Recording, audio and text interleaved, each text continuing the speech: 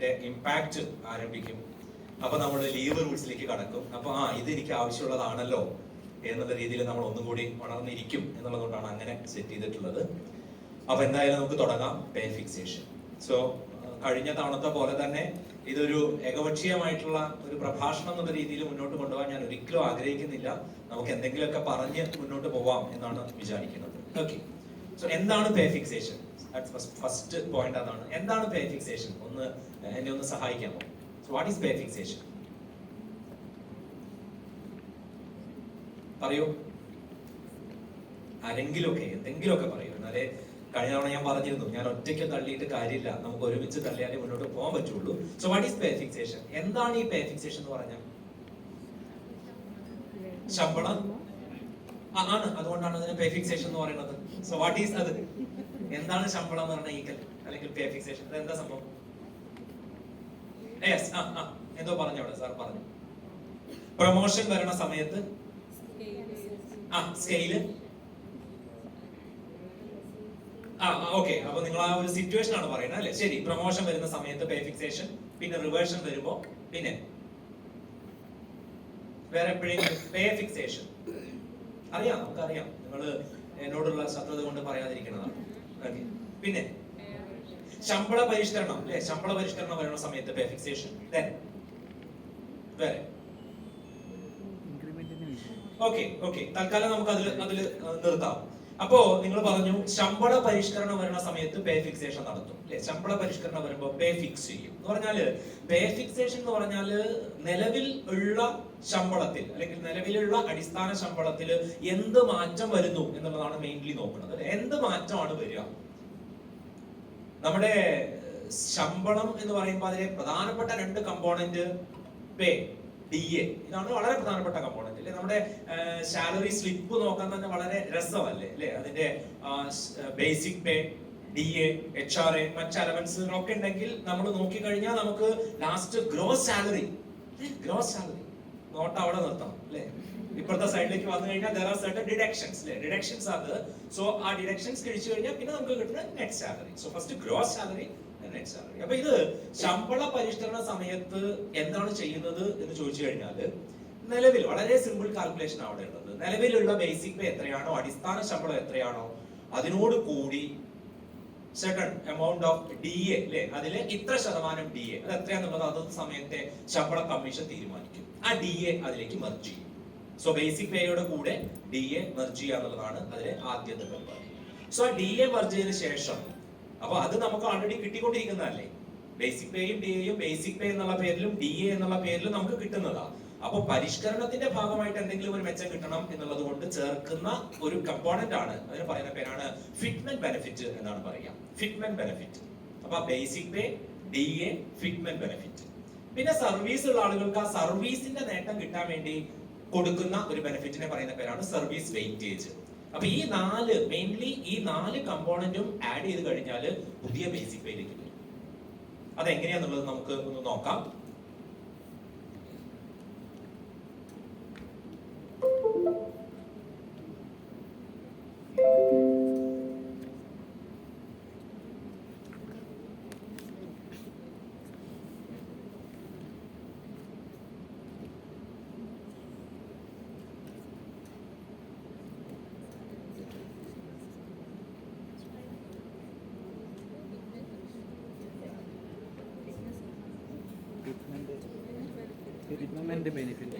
Fitment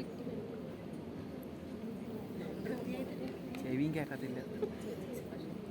okay, so പേ ഫിക്സേഷന്റെ നിങ്ങൾ പറഞ്ഞ different situations ഇതൊക്കെയാണ്. പേ റിവിഷൻ സമയത്ത് പേ ഫിക്സേഷൻ നടത്തുന്നു. അതേപോലെ തന്നെ പ്രൊമോഷൻ വരുമ്പോൾ പേ ഫിക്സേഷൻ നടത്തുന്നു. പ്രൊമോഷൻ ഇല്ലാത്ത സ്ഥലങ്ങളിൽ പ്രൊമോഷന് ബദലായിട്ട് നൽകുന്ന സംവിധാനത്തെയാണ് നമ്മൾ പറയുന്നത് ടൈം ബൗണ്ട് ഹയർ ഗ്രേഡ് അഥവാ ഗ്രേഡ് എന്ന് വിളിക്കും. അപ്പൊ ഗ്രേഡ് വരുന്ന സമയത്ത് പേ ഫിക്സേഷൻ വരുന്നു. Then appointment to higher scale, ഒരു ലോവർ സ്കെയിലിൽ നിന്നും ഒരു ഹയർ സ്കെയിലിലേക്ക് പോകുമ്പോൾ അത് പ്രൊമോഷൻ ആവണമെന്നില്ല, അല്ലാതെ തന്നെ നമ്മളൊരു തസ്തികയിൽ ജോലി ചെയ്തുകൊണ്ടിരിക്കുകയാണ്, അപ്പോഴാണ് അയാൾക്ക് വേറൊരു തസ്തികയിൽ ഒരു ഹയർ സ്കെയിലിൽ ജോലി കിട്ടുന്നത്. അപ്പൊ അങ്ങോട്ട് പോകുന്ന സമയത്ത് അവിടെയും ഒരു പേ ഫിക്സേഷൻ നടത്തുന്നുണ്ട്. ദെൻ ഹയർ സ്കെയിലിൽ നിന്നും ലോവർ സ്കെയിലിലേക്ക് വരുമ്പോഴും പേ ഫിക്സേഷൻ വരും. ഐഡന്റിക്കൽ സ്കെയിലിലേക്ക് പോകുമ്പോൾ പേ ഫിക്സേഷൻ, ദെൻ റിവേർഷൻ. ഇവിടെ എല്ലാം. അപ്പൊ ഇത്രയും ഡിഫറെന്റ് സിറ്റുവേഷനിൽ പേ ഫിക്സ് ചെയ്യുന്നതിനുള്ള സന്ദർഭങ്ങളാണ്. അതിൽ ആദ്യം നമ്മൾ പറഞ്ഞത് പേ റിവിഷൻ വരുമ്പോഴാണ്. സോ പേ റിവിഷൻ വരുമ്പോൾ എന്താ സംഭവിക്കുക എന്നുള്ളത് നമ്മൾ നോക്കി കഴിഞ്ഞു. സോ നോക്കൂ, ഒരു എക്സാമ്പിൾ നോക്കൂ. 2014 ജൂലൈ മാസത്തില് ആ സമയത്തുള്ള പേ ഫിക്സേഷൻ എങ്ങനെയാ നടത്തിയെന്ന് നോക്കൂ. നമുക്കറിയാം 2014 ജൂലൈ മാസത്തിലാണ് ഒരു പേ റിവിഷൻ നടന്നത്. അത് കഴിഞ്ഞിട്ട് 2019 ജൂലൈ മാസത്തിലാണ് പേ റിവിഷൻ നടന്നത്.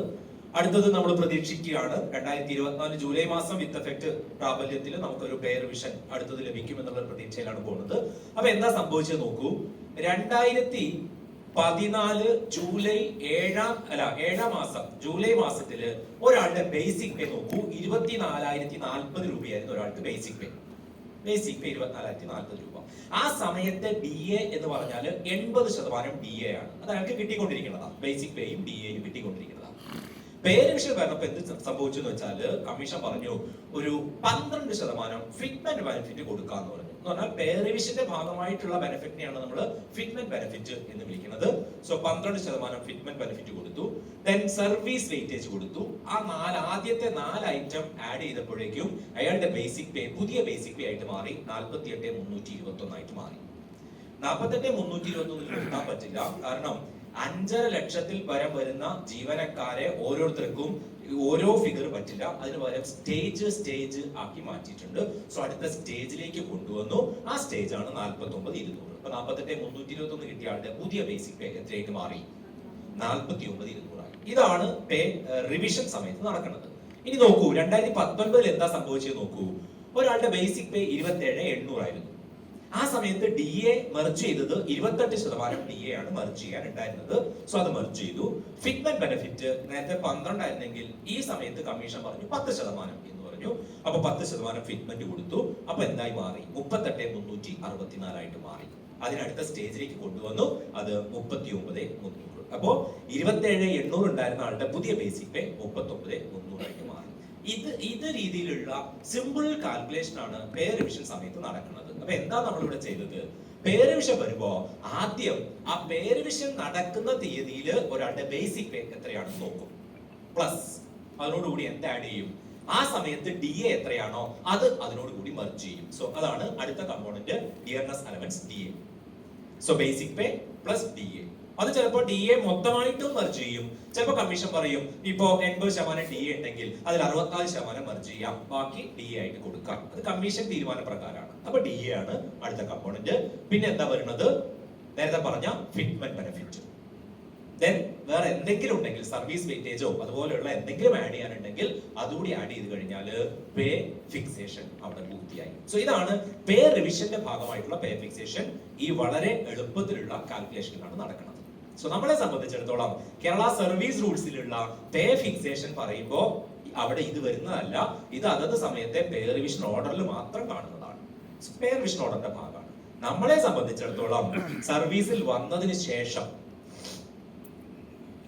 വന്നതിന് ശേഷം പ്രൊമോഷനോ റിവേഴ്സനോ അങ്ങനെയൊക്കെ വരുമ്പോ എങ്ങനെ പേ ഫിക്സ് ചെയ്യാം എന്നുള്ളതാണ്. അതെല്ലാം കൂടി പറഞ്ഞു കഴിഞ്ഞാല് മൊത്തത്തിൽ അവിയൽ പരിവാവും എന്നുള്ളത് കൊണ്ട് നമുക്ക് ഏറ്റവും ആവശ്യമുള്ള കാര്യം എന്ന് പറയുന്നത് പ്രൊമോഷൻ എന്നുള്ള ആ ഒരു പോയിന്റ് ആണ്. അല്ലെ, പ്രൊമോഷൻ വരുന്ന സമയത്ത് അല്ലെങ്കിൽ ഗ്രേഡ് അല്ലെങ്കിൽ ഒരു ഹയർ സ്കെയിലിലേക്ക് പോകുമ്പോൾ പേ ഫിക്സ് ചെയ്യുന്നത് എങ്ങനെ എന്നുള്ളതാണ് നമ്മൾ ഇന്ന് ഡിസ്കസ് ചെയ്യാൻ പോണത് KSRന്റെ റൂൾ പ്രകാരം. ഓക്കെ, ശരി, അതാണ് ഇവിടുത്തെ സിറ്റുവേഷൻ.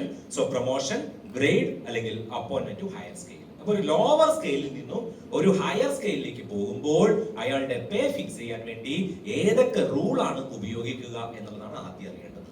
സോ റൂളുകൾ പറയാമോ? പേ ഫിക്സേഷന് വേണ്ടി നമ്മൾ ഉപയോഗിക്കുന്ന റൂളുകൾ പറയോ? 28A, 37A,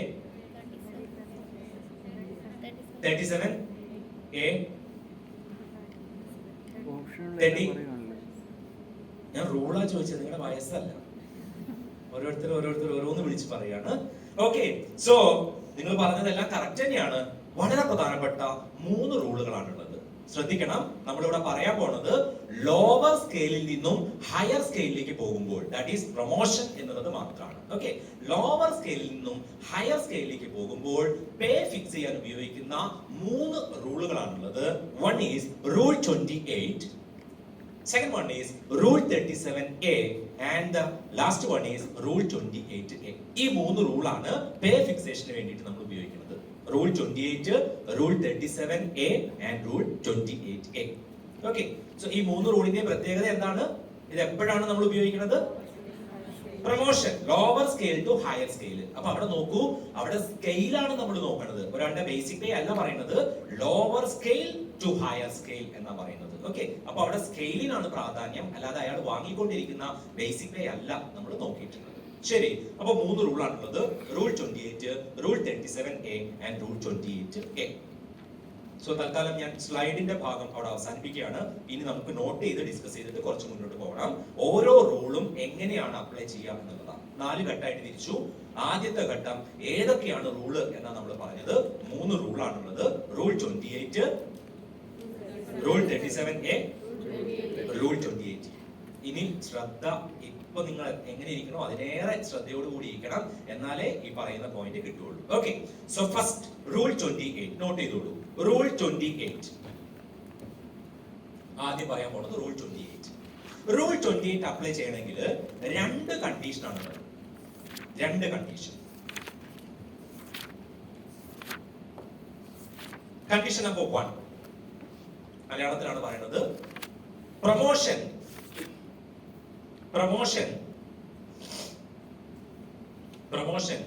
സബ്സ്റ്റാൻറ്റീവ് ആയിരിക്കുക. എന്താ നമുക്ക് പറയാം, ജസ്റ്റ് ഒന്ന് നോട്ട് ചെയ്ത് വെക്കൂ. പ്രൊമോഷൻ സബ്സ്റ്റാൻറ്റീവ് ആയിരിക്കുക. പ്രൊമോഷൻ സബ്സ്റ്റാൻറ്റീവ് ആയിരിക്കുക. പോയിന്റ് നമ്പർ 2, ഏത് തസ്തികയിലേക്കാണോ പ്രൊമോഷൻ ലഭിക്കുന്നത് അതിന്റെ സ്കെയിലിന്റെ മിനിമം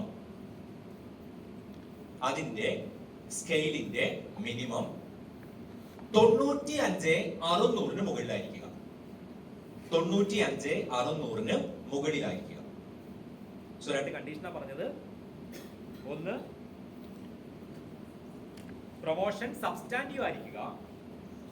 2, പ്രൊമോട്ടഡ് പോസ്റ്റിന്റെ സ്കെയിലിന്റെ മിനിമം 95,600 മുകളിലായിരിക്കും. ഓക്കെ, പ്രൊമോഷൻ സബ്സ്റ്റാൻറ്റീവ് ആയിരിക്കുക, പ്രൊമോട്ടഡ് പോസ്റ്റിന്റെ സ്കെയിലിന്റെ മിനിമം 95,600 മുകളിലായിരിക്കുക. ഇത് രണ്ടും ഓക്കെ ആണെങ്കിൽ അവിടെ ഒരൊറ്റ റൂളേ ഉള്ളൂ. ഏതാണ്? Rule 28. Again rule 37A. Rule 37A 2 കണ്ടീഷനാണുള്ളത്. കണ്ടീഷൻ നമ്പർ 1, പ്രൊമോഷൻ ഒഫീഷിയേറ്റിംഗ് ആയിരിക്കുക. നേരത്തെ എന്തായിരുന്നു? സബ്സ്റ്റാൻറ്റീവ് ആയിരിക്കുക. ഇപ്പോഴെന്താണ്? ഒഫീഷിയേറ്റിംഗ് ആയിരിക്കുക. ഓക്കെ, രണ്ടാമത്തെ കണ്ടീഷൻ നേരത്തെ എന്തായിരുന്നു? പ്രൊമോട്ടഡ് പോസ്റ്റിന്റെ സ്കെയിലിന്റെ മിനിമം 95,600 മുകളിലായിരിക്കും. കൺട്രോൾ C, കൺട്രോൾ V, അത് തന്നെ കോപ്പി പേസ്റ്റ്. പ്രൊമോട്ടഡ് പോസ്റ്റിന്റെ സ്കെയിലിന്റെ മിനിമം 95,600 മുകളിലായിരിക്കുക. അപ്പൊ ഒറ്റ വ്യത്യാസമേ ഉള്ളൂ. ഒന്ന് സബ്സ്റ്റാൻറ്റീവ് പ്രൊമോഷൻ, മറ്റൊന്ന് ഒഫീഷിയേറ്റിംഗ്. അതെന്താന്നുള്ളത് നമുക്ക് പറയാം. അതുകൂടി പറഞ്ഞാൽ അത് കംപ്ലീറ്റ് ആവുള്ളൂ. ഓക്കെ, സോ പ്രൊമോട്ടഡ് പോസ്റ്റിന്റെ സ്കെയിലിന്റെ മിനിമം 95,600 മുകളിലായിരിക്കുക. Next one, rule 28A.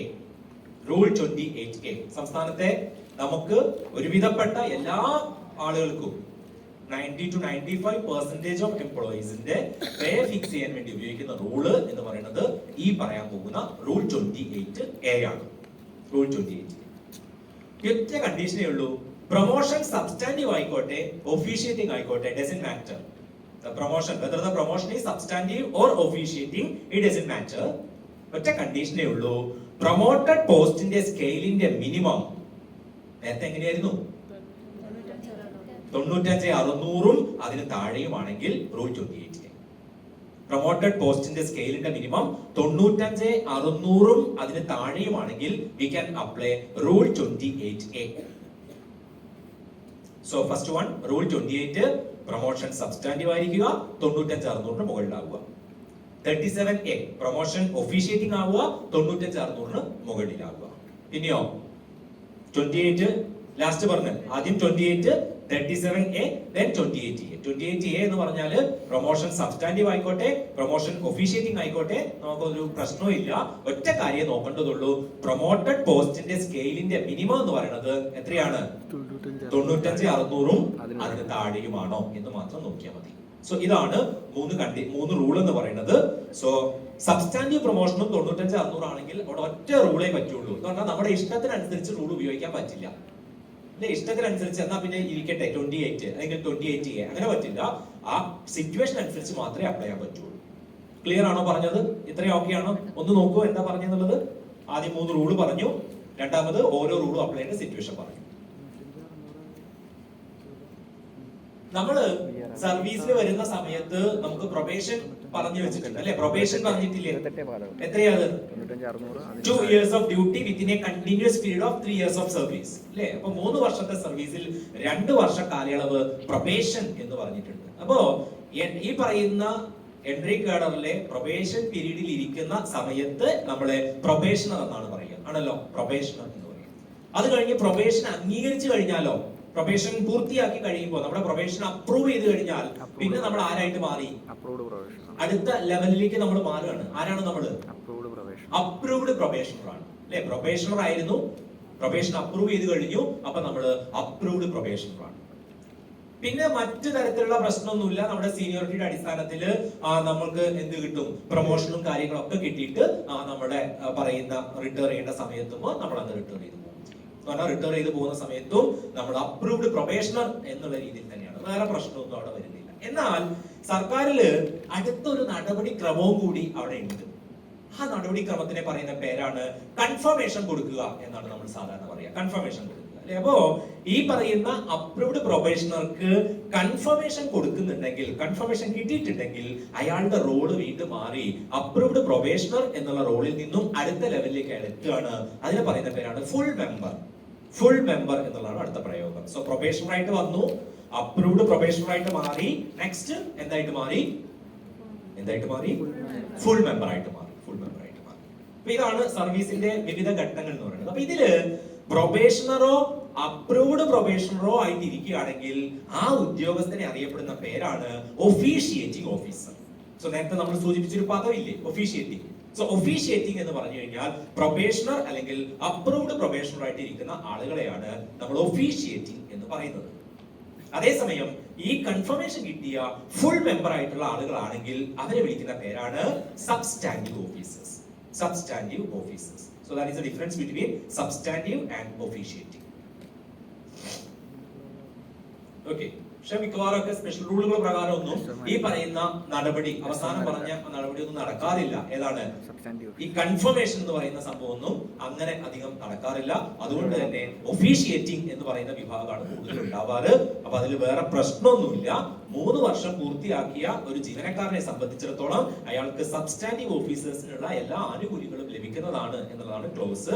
അതുകൊണ്ട് സബ്സ്റ്റാൻറ്റീവ് ആയില്ല എന്നുള്ളതുകൊണ്ട് മറ്റു തരത്തിലുള്ള പ്രയാസമൊന്നുമില്ല. പേ ഫിക്സേഷൻ പഠിക്കുന്ന സമയത്ത് നമ്മളിത് പറഞ്ഞതിന് കാരണം എന്താണെന്ന് വെച്ചാൽ 95, 600 മുകളില് സബ്സ്റ്റാൻറ്റീവ് ആണെങ്കിൽ മാത്രമേ എന്താ അപ്ലൈ ചെയ്യാൻ പറ്റുള്ളൂ? റൂൾ 28. ഒഫീഷ്യേറ്റിംഗ് ആണ് എന്നുണ്ടെങ്കിൽ എന്തായിരിക്കും? 37A. 95, 600 മുകളിലാണെങ്കിൽ 37A. അതേസമയം 95, 600 അതിന് താഴെയുമാണെങ്കിൽ അവിടെ ഒറ്റ റൂളേ ഉള്ളൂ. ഏത് റൂളാണത്? 28A. സോ ഇതാണ് 3 റൂള്. ക്ലിയർ ആണോ അത്? Hello, okay. അപ്പൊ ഇനി അടുത്ത ഘട്ടത്തിലേക്ക് കടക്കാം. ഈ ഓരോ റൂളും അപ്ലൈ ചെയ്യുമ്പോൾ എന്താണ് അതിനുള്ള വ്യത്യാസം എന്നുള്ളതാണ്. എന്ന് പറഞ്ഞാൽ നമുക്ക് എന്ത് നേട്ടമാണ് ഇതുകൊണ്ട് കിട്ടുക എന്നുള്ളതാണ്. എന്ന് പറഞ്ഞാൽ പേ ഫിക്സേഷൻ എന്നുള്ളത് ഉദ്ദേശിക്കുന്നത് ഒരു പ്രൊമോഷൻ കിട്ടിയപ്പോ നിലവിലുള്ള ബേസിക് പേ, 2 കാര്യമാണ് മെയിൻലി നോക്കുക. ഒരു പ്രൊമോഷൻ കിട്ടുമ്പോ നിലവിലുള്ള ബേസിക് പേയിൽ എന്ത് വർധനവ് വന്നു, ആ പ്രൊമോഷന്റെ ഭാഗമായിട്ട് എന്ത് വർധനവ് വന്നു എന്നുള്ളതാണ് ഒരു കാര്യം. രണ്ടാമത് നോക്കേണ്ടത് ഇങ്ങനെ വർധനവ് വന്നതിനൊപ്പം നമ്മുടെ നോർമൽ ഇൻക്രിമെന്റ് ഡേറ്റിൽ എന്തെങ്കിലും മാറ്റം ഉണ്ടോ. ഈ 2 കാര്യമാണ് നോക്കുക. ഒന്ന്, നമ്മുടെ ബേസിക് പേയിൽ എന്ത് വർധനവ് വന്നിട്ടുണ്ട്. രണ്ടാമത്തത്, ഇൻക്രിമെന്റ് ഡേറ്റിൽ എന്തെങ്കിലും വ്യത്യാസം വരുന്നുണ്ടോ. ഇത് രണ്ടുമാണ് പേ ഫിക്സേഷനിൽ മെയിൻ ആയിട്ട് നോക്കുന്നത്. ഓക്കെ. സോ നമുക്ക് ഇനി ഓരോന്നിനും എന്താ സംഭവിക്കാൻ നോക്കാം. ഒന്ന്, നെക്സ്റ്റ് റൂൾ 28 നോട്ട് ചെയ്യുമോ വീണ്ടും. റൂൾ 28 എന്താണ് ചെയ്യുക, അതിന്റെ ഒരു എങ്ങനെയാണ് അതിന്റെ ഇംപ്ലിക്കേഷൻ എന്നുള്ളതാണ് നമ്മൾ നോക്കുന്നത്. റൂൾ 28.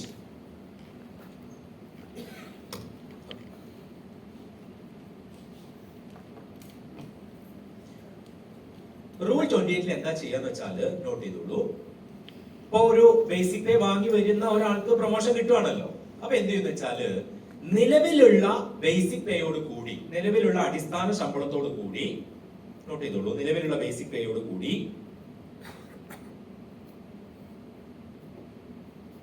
പ്രൊമോഷൻ ഡേറ്റിൽ ഒരു ഇൻക്രിമെന്റ് ആഡ് ചെയ്യും.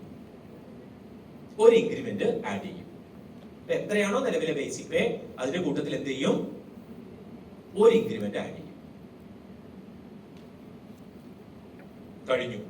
റൂൾ 28ന്റെ ഫിക്സേഷൻ അത്രയേ ഉള്ളൂ. എത്രയാണോ നിലവിലെ ബേസിക് പേ അതിന്റെ കൂട്ടത്തിൽ എന്ത് ചെയ്തു? പ്രൊമോഷൻ ഡേറ്റില് ഇപ്പോ വാങ്ങി വന്നുകൊണ്ടിരുന്ന ബേസിക് പേയോടൊപ്പം ഒരു ഇൻക്രിമെന്റ് കൂടി ആഡ് ചെയ്ത് പുതിയ ബേസിക് പേയിൽ എത്തിച്ചു. That's all. കഴിഞ്ഞു റൂൾ 28. ഒരു പോയിന്റ് കൂടി പറയണം നമുക്ക് അവിടെ. അയാളുടെ ഇൻക്രിമെന്റ് ഡേറ്റിൽ എന്ത് മാറ്റം ഉണ്ടെന്ന് പറയണ്ടേ? അപ്പൊ അടുത്ത പോയിന്റ് അതാണ്, പ്രൊമോഷൻ തീയതി തൊട്ട് ഒരു വർഷം പൂർത്തിയാവുന്ന മുറയ്ക്ക് മാത്രമേ അയാൾക്ക് ഇനി ഇൻക്രിമെന്റ് ലഭിക്കുകയുള്ളൂ. എന്ന് പറഞ്ഞാൽ അയാളുടെ ഇൻക്രിമെന്റ് ഡേറ്റ് എന്നേക്കുമായി എന്തായിട്ട് മാറും? പ്രൊമോഷൻ ഡേറ്റ് ആയിട്ട് മാറും. സോ പ്രൊമോഷൻ തീയതി തൊട്ട് ഒരു വർഷം പൂർത്തിയാവുന്ന മുറയ്ക്ക് മാത്രമേ അയാൾക്ക് എന്ത് ലഭിക്കുകയുള്ളൂ? ഇൻക്രിമെന്റ് ലഭിക്കുകയുള്ളൂ. That is rule 28. എന്താ നമ്മൾ ചെയ്തത്?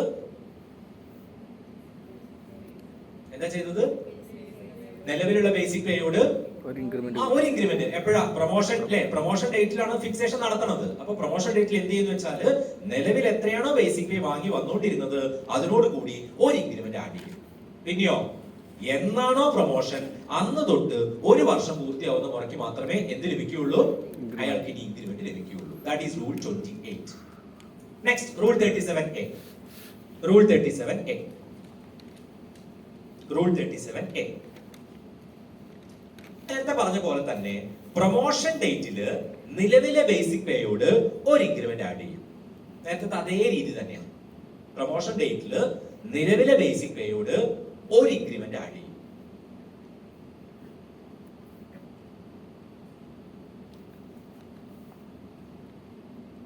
ഒരു ഇൻക്രിമെന്റ് ആഡ് ചെയ്യും.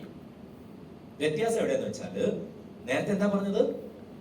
പ്രൊമോഷൻ ഡേറ്റ് തൊട്ട് ഒരു വർഷം കഴിയുമ്പോഴേ ഇൻക്രിമെന്റ് കിട്ടുള്ളൂ. എന്നാൽ ഇവിടെ അങ്ങനെയല്ല. ലോവർ പോസ്റ്റിലെ ഇൻക്രിമെന്റ് തീയതിയിൽ തന്നെ തുടർന്നും ഇൻക്രിമെന്റ് ലഭിക്കും. ലോവർ പോസ്റ്റിലെ ഇൻക്രിമെന്റ് തീയതിയിൽ തന്നെ എന്ന് പറഞ്ഞാൽ അതിന്റെ ഇൻക്രിമെന്റ് ഡേറ്റിൽ ഒരു മാറ്റവും വരുന്നില്ല. ലോവർ പോസ്റ്റിലെ ഇൻക്രിമെന്റ് തീയതിയിൽ തന്നെ തുടർന്നും ഇൻക്രിമെന്റ് ലഭിക്കും. That is rule 37A. Okay. ഇതിൽ എന്തായിരുന്നു? പ്രൊമോഷൻ ഡേറ്റിൽ ഒരു ഇൻക്രിമെന്റ് കൊടുത്ത് ഫിക്സ് ചെയ്യും. എന്നാണോ പ്രൊമോഷൻ അന്ന് തൊട്ട് ഒരു വർഷം പൂർത്തിയാവുമ്പോൾ മാത്രമേ പിന്നീട് അയാൾക്ക് വാർഷിക ഇൻക്രിമെന്റ് ലഭിക്കുകയുള്ളൂ. 37A എന്താ ചെയ്തത്? പ്രൊമോഷൻ ഡേറ്റിൽ ഒരു ഇൻക്രിമെന്റ് കൊടുത്ത് ഫിക്സ് ചെയ്തു. ലോവർ പോസ്റ്റിലെ ഇൻക്രിമെന്റ് ഡേറ്റിൽ തന്നെ അയാൾക്ക് എന്ത് കിട്ടുന്നു? ഇൻക്രിമെന്റ് ലഭിക്കുകയും ചെയ്യുന്നു. That is increment date is protected. അയാളുടെ ഇൻക്രിമെന്റ് ഡേറ്റിന് പ്രൊട്ടക്ഷൻ ഉണ്ട്. റൂൾ 28A എന്താ ചെയ്യണമെന്ന് വെച്ചാല് നെക്സ്റ്റ് റൂൾ 28A. പ്രൊമോഷൻ ഡേറ്റില് നിലവിലുള്ള ബേസിക് പേയോട് നേരത്തെ എന്താ ചെയ്തത്? 1+1 രണ്ട് ഇൻക്രിമെന്റ്. അത് 1+1 എന്ന് തന്നെ എഴുതിക്കോളൂ. 1+1 ഇൻക്രിമെന്റ് ആഡ് ചെയ്യും. രണ്ട് ഇൻക്രിമെന്റ് ആണ് ആഡ് ചെയ്ത് കൊടുക്കുന്നത്. പ്രൊമോഷൻ ഡേറ്റിൽ നിലവിലെ ബേസിക് പേയോട് രണ്ട് ഇൻക്രിമെന്റ് ആഡ് ചെയ്യും. ലോവർ പോസ്റ്റിലെ ഇൻക്രിമെന്റ് തീയതിയിൽ തന്നെ തുടർന്നും ഇൻക്രിമെന്റ് ലഭിക്കും. ലോവർ പോസ്റ്റിലെ ഇൻക്രിമെന്റ് തീയതിയിൽ തന്നെ തുടർന്നും ഇൻക്രിമെന്റ് ലഭിക്കുകയും ചെയ്യും.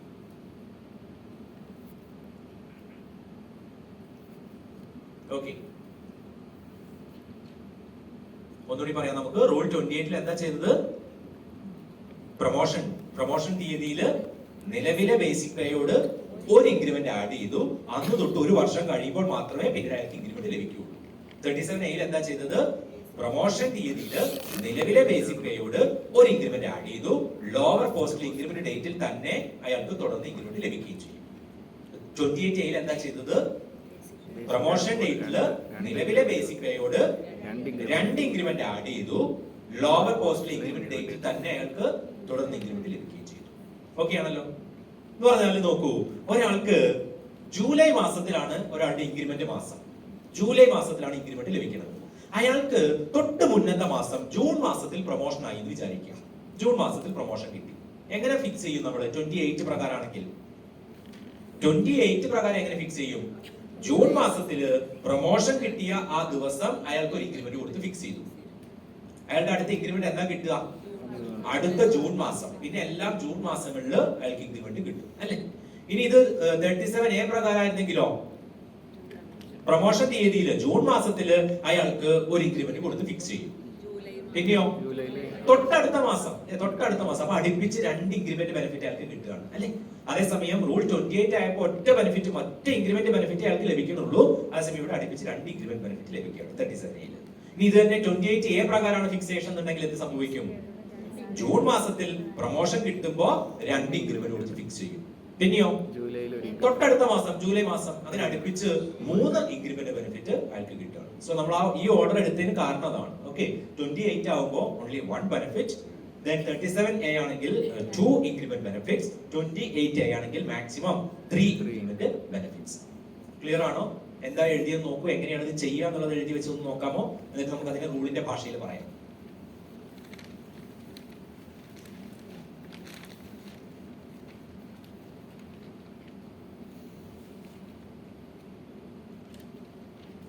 നമ്മുടെ ശമ്പള പരിഷ്കരണ ഉത്തരവ് അതിന്റെ ബേസ് ഓർഡർ 27/2021 ഫിനാൻസ് ഡേറ്റഡ് 10/2/21 അതാണ് ബേസ് ഓർഡർ എന്ന് പറയുന്നത്. സോ അതില് 27 സ്കെയിലാണ് നിലവിലുള്ളത്. എന്ന് പറഞ്ഞാൽ സംസ്ഥാനത്തെ എല്ലാ ജീവനക്കാരും എടുത്തു കഴിഞ്ഞാലും അയാളുടെ ശമ്പള സ്കെയിൽ എന്ന് പറഞ്ഞാൽ 27 ഒന്നായിരിക്കും. അങ്ങനെ 27 സ്കെയിലാണ് ഉള്ളത്.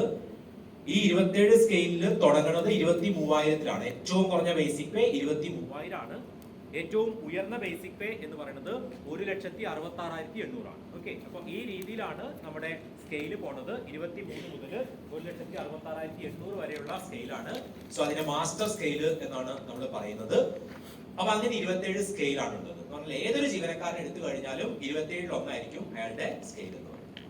പിന്നെ അത് കൂടാണ്ട് 23,000-ൽ തുടങ്ങുന്നത് 23 കഴിഞ്ഞാല് ആദ്യത്തെ ഇൻക്രിമെന്റ്. ഇപ്പൊ ലാസ്റ്റ് കഴിഞ്ഞ ജീവനക്കാരനാണെങ്കിൽ അയാളുടെ വന്ന് സർവീസിൽ വരുമ്പോ അയാൾക്ക് 23,000 ആയിരിക്കും അയാൾക്ക് കിട്ടുന്ന ബേസിക് പേ. ഒരു വർഷം കഴിയുമ്പോൾ അയാൾക്ക് ഫസ്റ്റ് ഇൻക്രിമെന്റ് കൊടുക്കും. അത് 700 രൂപയാണ്. സോ അടുത്ത വർഷം ആവുമ്പോൾ 23 പകരം അയാളുടെ ബേസിക് പേ എത്രയായിട്ട് മാറും? 23,700 ആവും. 23, 23,700, 24,400 ഇങ്ങനെ ഇൻക്രിമെന്റ് കൂട്ടി പോയിട്ട് 1,66,800 എത്തും. അപ്പൊ ഇങ്ങനെ ഇൻക്രിമെന്റ് കൂട്ടി പോകുന്നതിനെ പറയുന്ന പേരാണ് സ്റ്റേജ്. നേരത്തെ നമ്മൾ പറഞ്ഞില്ലേ അടുത്ത സ്റ്റേജിൽ എത്തിച്ചു എന്ന് പറഞ്ഞില്ലേ. സോ അങ്ങനെ 83 സ്റ്റേജ് ആണ് നിലവിലുള്ളത്. സോ 23,000-ൽ തുടങ്ങി 1,66,800-ൽ എത്തുന്നത് വരെ നമുക്ക് 83 സ്റ്റേജസ് ആണുള്ളത്. 27 സ്കെയിൽ ആണുള്ളത്. ഇതാണ് അതിന്റെ ഒരു പെയർ വിഷനുമായി ബന്ധപ്പെട്ട് പറയുകയാണെങ്കിൽ ഇങ്ങനെയാണ് നിൽക്കുന്നത്. ശരി,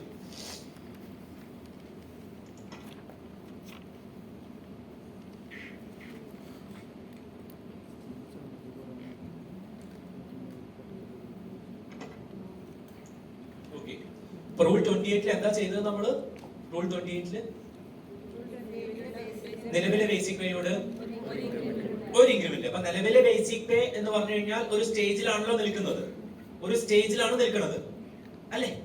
ഈ പറഞ്ഞ നേരത്തെ 83 പറഞ്ഞതിൽ ഒരു സ്റ്റേജിലാണ് അയാൾ നിൽക്കുന്നത്. അപ്പൊ എന്ത് ചെയ്യും? അതിനോട് കൂടി എന്ത് ചെയ്തു? അപ്പൊ എന്തായിട്ട് മാറി? അടുത്ത. അപ്പൊ ഈ കൊടുത്ത ഇൻക്രിമെന്റ് എന്ന് പറഞ്ഞാൽ അതിനെ റൂളിന്റെ ഭാഷയിൽ പറയുകയാണെങ്കിൽ റൂൾ 28-ൽ എന്താ ചെയ്യുന്ന വെച്ചാല് നിലവിലെ ബേസിക് പേയോട് നെക്സ്റ്റ് ഹയർ സ്റ്റേജ് കൊടുത്ത് ഫിക്സ് ചെയ്യും. നേരത്തെ നമ്മൾ ഒരു ഇൻക്രിമെന്റ് കൊടുത്തു എന്ന് പറഞ്ഞില്ലേ, അതിനെ വിളിക്കുന്ന പേരാണ് നെക്സ്റ്റ് ഹയർ സ്റ്റേജ് അഥവാ NHS. സോ ആ ഒരു ഇൻക്രിമെന്റ് കൊടുക്കുക എന്നുള്ളത് വേണമെങ്കിൽ നോട്ട് ചെയ്തോളൂ. Next higher stage NHS. Rule 28-ല് നിലവിലെ ബേസിക് പേയോട് കൂടി ഒരു നെക്സ്റ്റ് ഹയർ സ്റ്റേജ് കൊടുത്തു, NHS കൊടുത്തു അടുത്ത ബേസിക് ലിഫ്റ്റിംഗ്. സോ അവിടെ കൊടുക്കുന്ന ഒരൊറ്റ ഇൻക്രിമെന്റേ കൊടുക്കുന്നുള്ളൂ. അതിനെ വിളിക്കുന്ന പേരാണ് next higher stage. Rule 37A എന്താ ചെയ്തത്? റൂൾ 37A-ൽ എന്താ ചെയ്തത്? പ്രൊമോഷൻ ഡേറ്റില് എന്താ അതിനെ വിളിക്കുക നമ്മള്? Next higher stage. So rule 37A-ലും പ്രൊമോഷൻ ഡേറ്റില് നെക്സ്റ്റ് ഹയർ സ്റ്റേജ് കൊടുക്കും. പിന്നെ എന്താ പറഞ്ഞത് 37A-ല്? അയാളുടെ ലോവർ പോസ്റ്റിൽ അയാൾ തുടർന്നിരുന്നുവെങ്കിൽ അയാൾക്ക് ഇൻക്രിമെന്റ് കിട്ടുന്ന അതേ തീയതിയിൽ തന്നെ അല്ലേ? അപ്പൊ അതിനെ നമ്മൾ വിളിക്കുന്ന പേരാണ് റീഫിക്സേഷൻ ബെനിഫിറ്റ്. സോ അവിടെ കൊടുത്ത increment that is because of refixation, RF, refixation benefit എന്നാണ് നമ്മൾ അതിന് പറയാം. സിംപിളി രണ്ട് ഇൻക്രിമെന്റ് ബെനിഫിറ്റ് എന്ന് ഓർത്താൽ മതി. പക്ഷെ അതിന്റെ റൂളിന്റെ ഭാഷയിൽ പറയുകയാണെങ്കിൽ one is next higher stage, the other one is refixation benefit. Okay, then rule 28 ൽ എന്താ ചെയ്തത്? പ്രൊമോഷൻ ഡേറ്റിൽ നിലവിലെ ബേസിക് പേയോട് രണ്ട് ഇൻക്രിമെന്റ് ആഡ് ചെയ്തു അല്ലേ? അതില് ഒരു ഇൻക്രിമെന്റിനെ വിളിക്കുന്ന പേരാണ് നോഷണൽ ഇൻക്രിമെന്റ്. സോ 28 ൽ മാത്രം കാണുന്നതാണ് notional increment. So one is called notional increment, the other one is called next higher stage. So NI and NHS notional ഇൻക്രിമെന്റും നെക്സ്റ്റ് ഹയർ സ്റ്റേജ് കൊടുത്ത് ഫിക്സ് ചെയ്തു. പിന്നെയോ ലോവർ പോസ്റ്റിലെ ഇൻക്രിമെന്റ് ഡേറ്റിൽ തന്നെ ഇൻക്രിമെന്റ് കിട്ടുന്നു എന്ന് പറഞ്ഞില്ലേ? That is because of refixation. അയാൾ ലോവർ തസ്തികയിൽ തുടർന്നിരുന്നെങ്കിൽ കിട്ടുമായിരുന്ന ഇൻക്രിമെന്റ് എന്ന രീതിയിൽ കണക്കാക്കി കൊടുക്കുന്നു. That is what is called refixation benefit. So refixation. അപ്പൊ ഇവിടെ വരുന്നത് 28 ൽ notional increment NI, next higher stage NHS and refixation R. So മൂന്ന് ബെനിഫിറ്റ് ഇങ്ങനെയാണ് വരുന്നത്. എന്ന് പറഞ്ഞാൽ നമ്മൾ ഇപ്പോ ഇത്രയും പരത്തി പറഞ്ഞതാണ് ഈ കാണുന്നത്. സോ നോക്കൂ, റൂൾ 28 ആണെങ്കിൽ only one benefit, that is next higher stage. So rule 28 ൽ ഒറ്റ ബെനിഫിറ്റേ ഉള്ളൂ, അത് നെക്സ്റ്റ് ഹയർ സ്റ്റേജ് മാത്രമാണ്. പറഞ്ഞാൽ നിലവിൽ എത്രയാണോ ഉള്ളത് അതിന്റെ കൂട്ടത്തിൽ ഒരു ഇൻക്രിമെന്റ് കൊടുത്ത് ഫിക്സ് ചെയ്യും. ദെൻ റൂൾ 37A ആണെങ്കിൽ എന്ത് ചെയ്യും? നെക്സ്റ്റ് ഹയർ സ്റ്റേജ് ഉണ്ട്, അതേപോലെ തന്നെ എന്തും കൂടി ഉണ്ട്, റീഫിക്സേഷൻ ബെനിഫിറ്റ് ഉണ്ട്. അങ്ങനെ രണ്ട് ബെനിഫിറ്റ് ആണ്, next higher stage and refixation. Rule 28A ൽ എന്താ ചെയ്യുന്നത്? Next higher stage notional increment, അത് ആദ്യം പറയേണ്ടത് നോഷണൽ ഇൻക്രിമെന്റ് ആ notional increment, next higher stage and refixation benefit. So നമ്മൾ ഇത്രയും പരത്തി പറഞ്ഞതിന്റെ ഒരു നക്ഷൽ രൂപമാണ് ഈ table. This is rule pay fixation rules. So ഇത്രയാണ്. ഈ മൂന്ന് റൂളിന്റെ പ്രത്യേകത എന്താണ് അത് മനസ്സിലുണ്ടാവണേ. ഇത് മാത്രമല്ല റൂള്, ഇത് കൂടാണ്ട് നിങ്ങൾ പറഞ്ഞ റൂൾ 37B ഉണ്ട്, റൂൾ 30 ഉണ്ട്, റൂൾ 32 ഉണ്ട്. അങ്ങനെ ഡിഫറെന്റ് ടൈപ്സ് ഓഫ് റൂൾ ഉണ്ട്. പക്ഷെ ആ റൂളൊക്കെ എന്ന് പറയുന്നത് ഹയർ ടു ലോവർ വരുമ്പോ, റിവേർഷൻ വരുമ്പോൾ, ഐഡന്റിക്കൽ സ്കെയിലേക്ക് പോകുമ്പോഴൊക്കെ അപ്ലൈ ചെയ്യാനുള്ള റൂളാണ്. ഈ പറഞ്ഞ മൂന്ന് റൂളിന്റെ പ്രത്യേകത എന്ന് പറഞ്ഞാൽ ഇത് മൂന്നും എന്താണ്? ലോവർ ടു ഹയർ അല്ലെങ്കിൽ പ്രൊമോഷൻ എന്നുള്ള ഒറ്റ പോയിന്റ് ഓഫ് വ്യൂവിലാണ് നമ്മൾ പറയുന്നത്.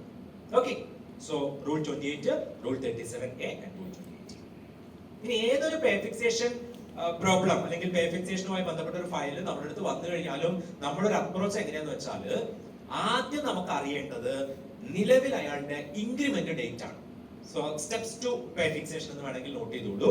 സോ അതിന്റെ ഒരു അപ്രോച്ച് എങ്ങനെയാന്ന് വെച്ചാൽ ഫസ്റ്റ് നമുക്ക് അറിയേണ്ടത് നിലവിൽ അയാളുടെ ഇൻക്രിമെന്റ് ഡേറ്റ് ഏതാണ്. That is first step, date of increment. Date of increment.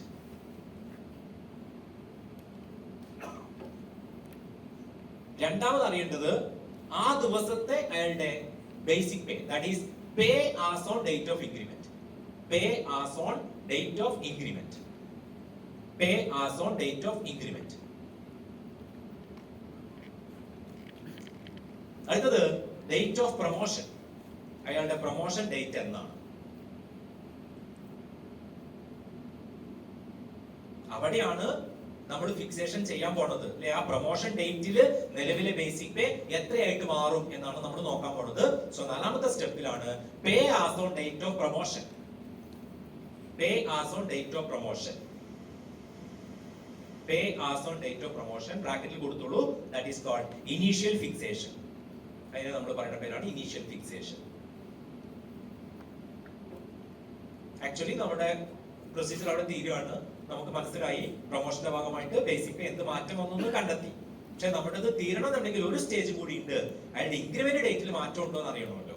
So final സ്റ്റേജിൽ the date of next increment. The date of next increment.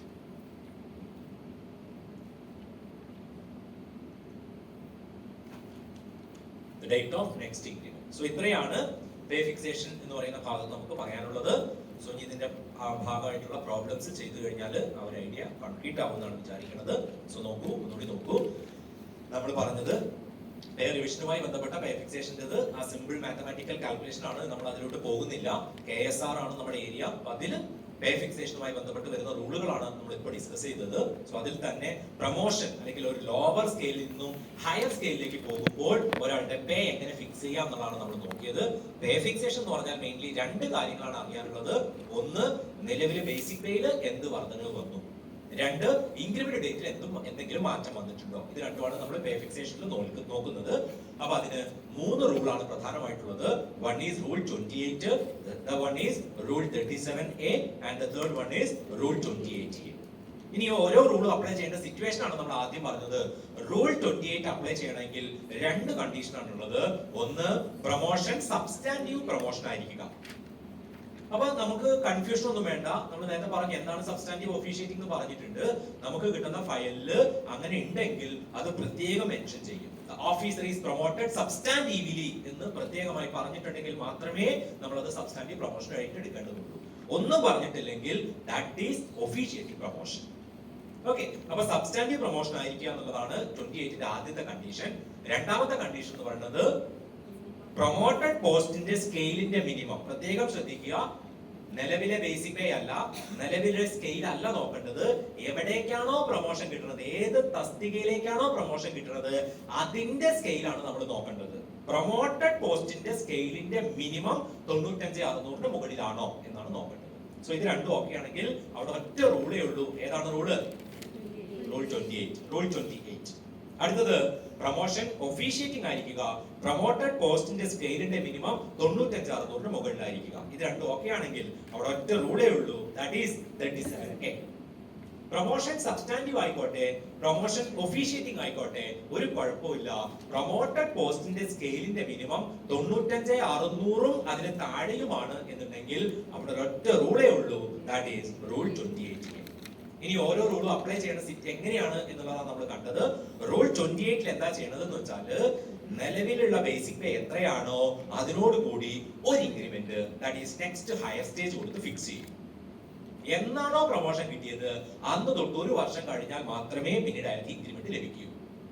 Rule 37A എന്താ ചെയ്തത്, നിലവിലെ ബേസിക് പേ എത്രയാണോ അതിനോട് കൂടി ഒരു increment, that is next higher stage കൊടുത്ത് fix ചെയ്യും. ലോവർ പോസ്റ്റിൽ എപ്പോഴാണോ ഇൻക്രിമെന്റ് കിട്ടിക്കൊണ്ടിരിക്കുന്നത് അതേ തീയതിയിൽ തന്നെ അയാൾക്ക് തുടർന്നും ഇൻക്രിമെന്റ് ലഭിക്കും. That is what is called refixation benefit. Rule 28A എന്താ ചെയ്തത്, നിലവിലെ ബേസിക് പേയോട് 1+1 അങ്ങനെ 2 ഇൻക്രിമെന്റ് ആണ്, ഒരു നോഷണൽ ഇൻക്രിമെന്റും ഒരു നെക്സ്റ്റ് ഹയർ സ്റ്റേജ് കൊടുത്ത് ഫിക്സ് ചെയ്യും. ലോവർ പോസ്റ്റിലെ ഇൻക്രിമെന്റ് ഡേറ്റിൽ തന്നെ അയാൾക്ക് തുടർന്നും ഇൻക്രിമെന്റ് ലഭിക്കുകയും ചെയ്യും because of refixation. So that's all pay fixation. Is it clear? Okay, so നമുക്ക് പ്രോബ്ലത്തിലേക്ക് കടക്കാം.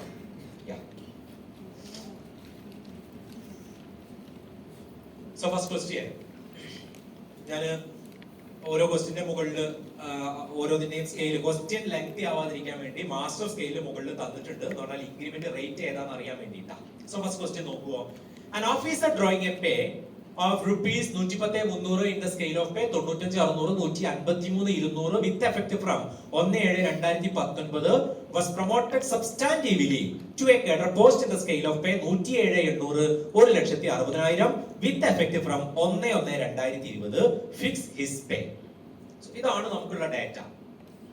എങ്ങനെയാണ്, അതായത് 1/7/2019 പ്രാബല്യത്തിൽ 1/7/2019 പ്രാബല്യത്തിൽ 95,600, 153,200 എന്ന ശമ്പള സ്കെയിലിൽ 110,300 എന്ന അടിസ്ഥാന ശമ്പളം വാങ്ങി വരികയായിരുന്ന ഒരു ഉദ്യോഗസ്ഥനെ 1/1/2021 പ്രാബല്യത്തിൽ 107,800, 1,60,60,000 എന്ന് പറയുന്ന ശമ്പള സ്കെയിലുള്ള ഒരു തസ്തികയിലേക്ക് പ്രൊമോട്ട് ചെയ്തു.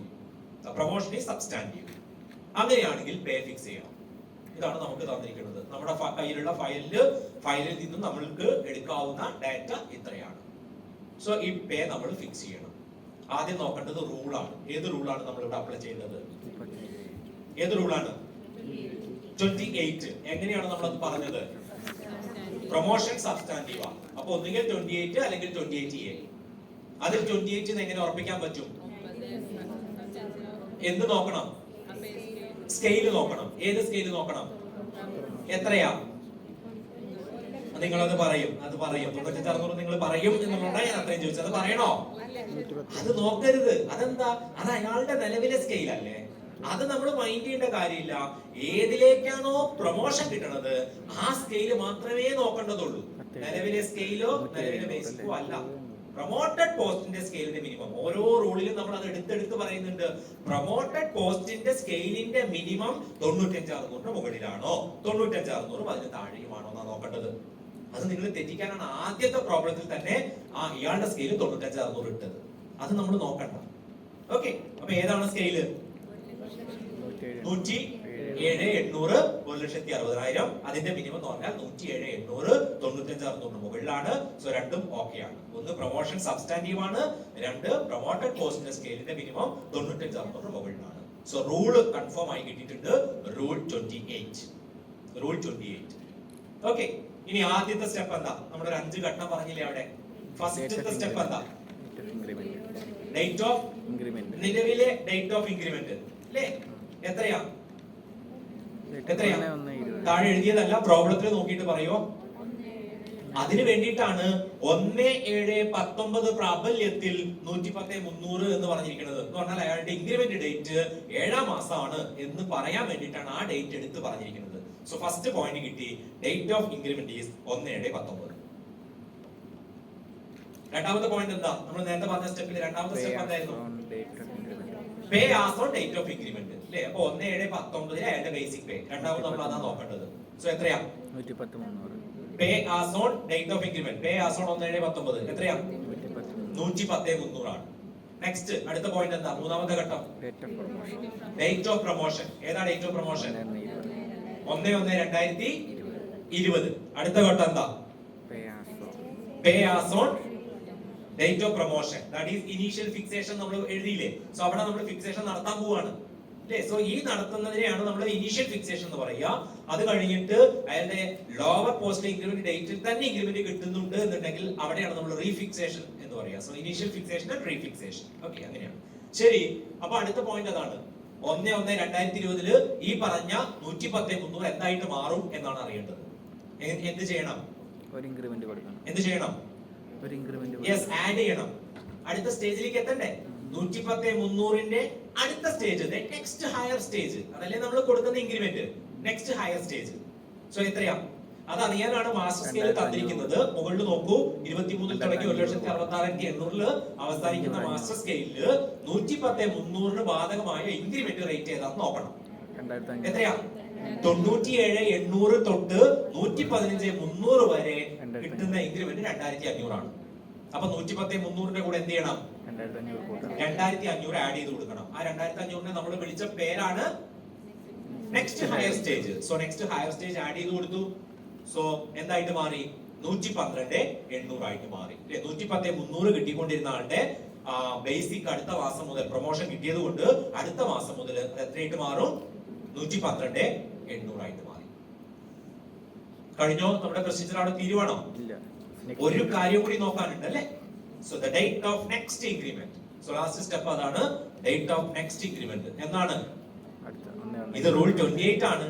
അതുകൊണ്ട് തന്നെ എന്നാണോ പ്രൊമോഷൻ കിട്ടിയത് അന്ന് തൊട്ട് ഒരു വർഷം കഴിഞ്ഞാൽ മാത്രമേ അയാൾക്ക് ഇൻക്രിമെന്റ് ലഭിക്കുകയുള്ളൂ. So the date of next increment is 1/1/2021. 1/1/2021. ഒന്നുകൂടി നോക്കൂ, ക്ലിയർ അല്ലേ? നോക്കൂ.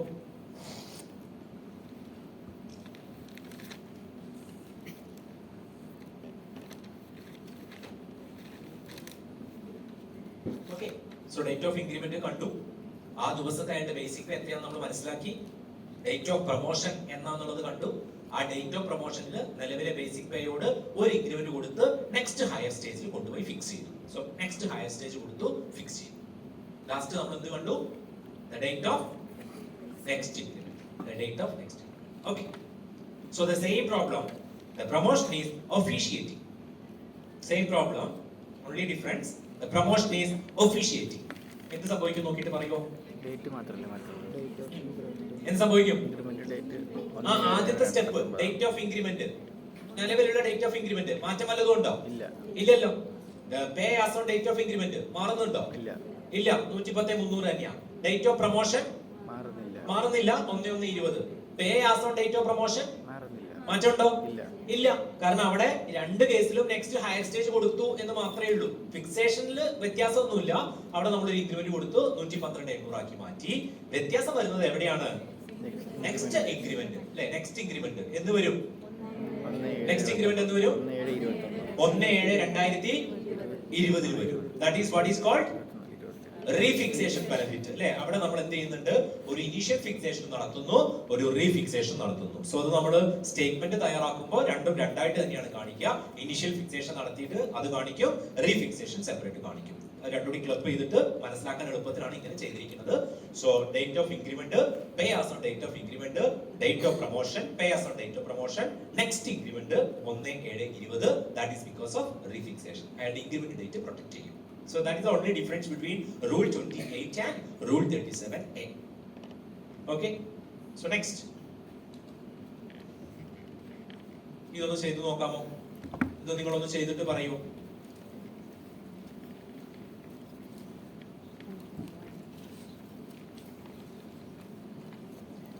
An officer drawing a pay 112,800 in the scale of pay 107,800 1,60,60,000 with effect from 1/7/19 was promoted substantively to a cadre post in the scale of pay 112,800 163,400 with effect from 11/1/2020. Fix his pay.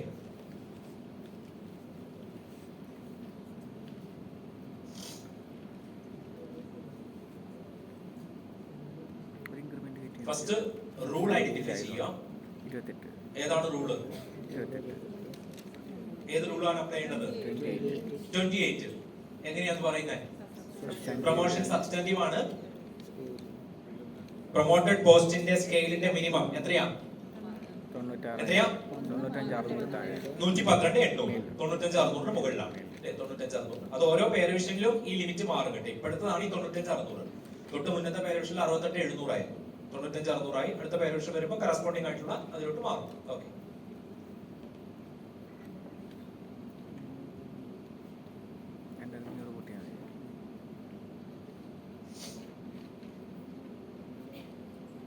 So date of increment 1/7/19. ഞാൻ ആ date ഒന്ന് തന്നെ വെക്കുന്നതിന് compare ചെയ്ത് പഠിക്കാൻ എളുപ്പത്തിനാണ്. So 1/7/19 date of increment. ആ ദിവസത്തെ അയാളുടെ basic pay 112,800. Date of promotion 11/1/20. So അപ്പൊ എന്ത് ചെയ്യും? 112,800 പ്ലസ് എത്ര കൊടുക്കണം? 2,500 കൊടുത്തു. അപ്പൊ എത്രയായിട്ട് മാറി? 115,300 അല്ലെ. സോ 115,300 കൊടുത്തതിനെ വിളിച്ച പേര് next higher stage 115,300. Okay, so next increment എന്നാണ് വരേണ്ടത്? നെക്സ്റ്റ് ഇൻക്രിമെന്റ് ശരിക്കും എന്നാണോ പ്രൊമോഷൻ അന്ന് തൊട്ട് ഒരു വർഷം പൂർത്തിയാവുമ്പോ അല്ലേ? എന്നാണ് പ്രൊമോഷൻ? 11/1/2020 പ്രൊമോഷൻ. അപ്പൊ എന്ത് ഇൻക്രിമെന്റ് വരണം? 11/1/2021 അയാൾക്ക് ഇൻക്രിമെന്റ് വരേണ്ടത്. എന്നാൽ 1984 ഏപ്രിൽ 1 മുതൽ വലിയ മാറ്റം ഏത്